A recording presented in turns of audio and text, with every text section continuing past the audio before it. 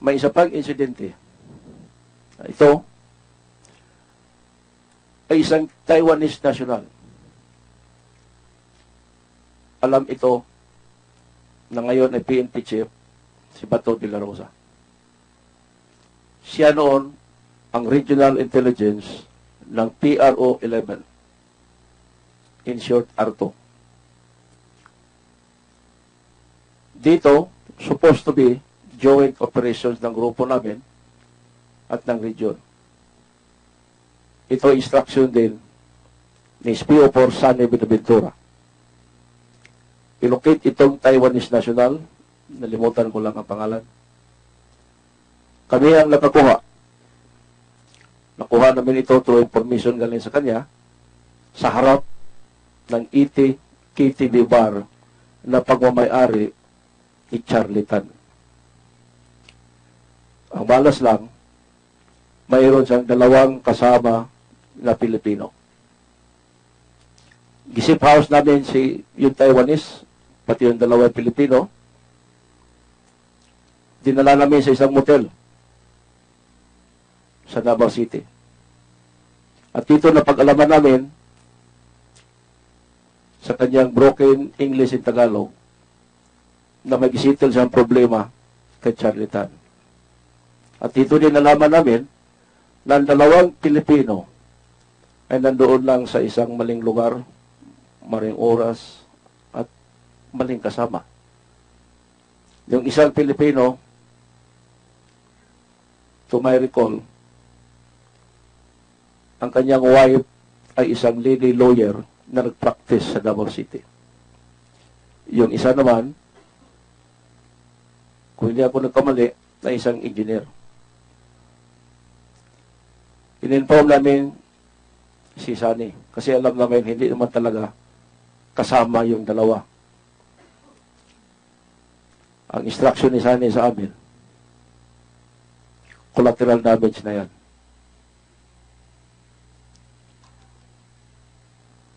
Wala kami nagawa.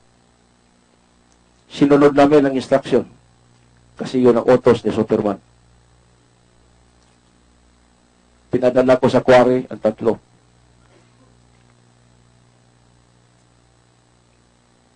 Doon sila nakalibing. May isa pang insidente, December 31. Hindi ko ito malimutan dahil New Year pagkagabi.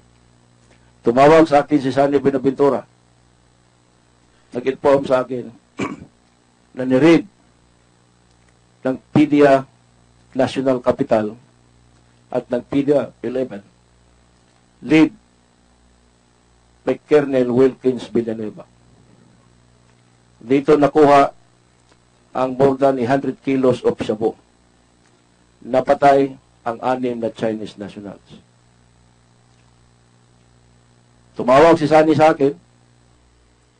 Pinuntahan ko siya sa Starmart Cartex. Nandoon din si Jim Tan. Ang instruction ni Sunny, standby. Dahil maliban sa 6 na napatay na Chinese, meron pang 11 na buhay. Hindi pwedeng isama doon sa laboratory dahil hindi nakapanipaniwala. Nag-standby kami ni Jim. Kung hindi ko magkalmali, mga past 10 ng gabi, tumawag si Sunny. Ang sabi ni Sunny, ihatid sa iyo on board sa van yung 11 Chinese national. Dumating si SPO4 Bal Carillo, isang elemento ng PDEA 11. Dito pinakita niya sa akin ang 11 Chinese nationals na nakapaking tape lahat. Buhay. Ang sabi sa akin ni SPO4 Bal Carillo, sasama siya sa akin kung saan namin ito i-dispose. The composition of 11 is 7 lalaki at 4 na babae. Ang sabi ko kay SPO4 Bal Carillo, meron akong enough na mga tao na magtrabaho nito. Tumawag si Sunny, din sinabi niya, kausapin niya si Ban, kung hindi ako nagkamali. At dito pumayag ang elements ng PDEA. Ang sabi ni Sunny, dalhin mo to sa quarry. Drinayman ko ang van, on board si Jim Tan, sa front. May dalawa siyang, hindi ko nagkamali, dalawang bagong pulis. O hindi, asset ng isa. Dinala namin sa quarry ni Binlaod. At doon namin sila pinay-standby. Among sa group of 11 Chinese nationals, tinanong ko kung sino ang makapagsalita ng English o Tagalog. Dito po, tumayo ang isang Chinese. Nagpakilala siya na siya si Alan C. Pinatanggalan ko siya ng packing tape sa kanyang paa. Nag-usap kami sa isang shed doon sa quarry. Nagtanong siya sa akin kung saan sila, sino kami. Ang sinabi ko, nandito tayo sa bundok. Mga NPA kami. Isa pa yung tanong niya, wala, paano ang pagkain nila, ang provision. Kung pwede, magtawag siya sa kanyang wife at ipakuha niya sa amin ang 3 million para gamitin na panggasto. Tinawagan ko si Sunny Buenaventura. Ang sabi ni Sunny, tawagan kita ulit. Pinabalik ko siya sa kanyang mga kasamahan si Alan C. Dito nakipag-usap na naman si Alan sa akin. Ang sabi niya, mag-money deal kami. Gusto niya ma-release ang dalawang Chinese at isang lalaki, kung hindi ako nagkamali. Ang sabi niya, ito ay mga chemist. Nag-offer siya ng 200 million. Ang tinanong ko sa kanya, paano namin yon makuha? Ang sabi sa akin ni Alan C., i-course niya sa isang negosyante na kaibigan niya sa Manila. Kung papayag ako, in a 1-week period, ipa-deliver niya ang 50 million. In a second week, another 50 million. And then during the third week, i-release ko na yung isang babae. At the fourth week, yung isa na naman. Then pag-usapan namin yung maiwan. Tinawagan ko si Sunny Buenaventura sa proposal ni Alan C. Maya-maya, si Mayor Rodi ang nakausap ko. Ang sabi ni Mayor, huwag kang kumagat sa patibong nila. May pera tayo. Ubusin nyo na yan, and then after that, tawagan mo si Sunny. Nasagot ko, yes sir. In short po, dinala namin sa kanilang common grave. Binaril ko ang siyam na Chinese national. Inuna ko si Alan C. Yung dalawa, pinabaril ko kay Jim Tan.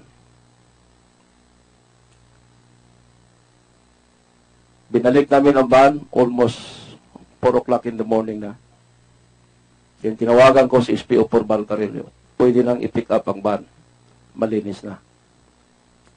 Tinawagan ko din si Sunny. Tapos na. Uuwi kami kasi New Year. At magpahinga kami.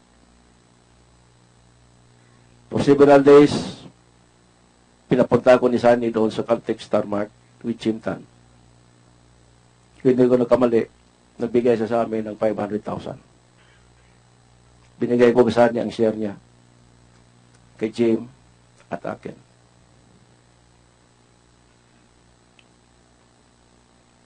May isa pa pong insidente.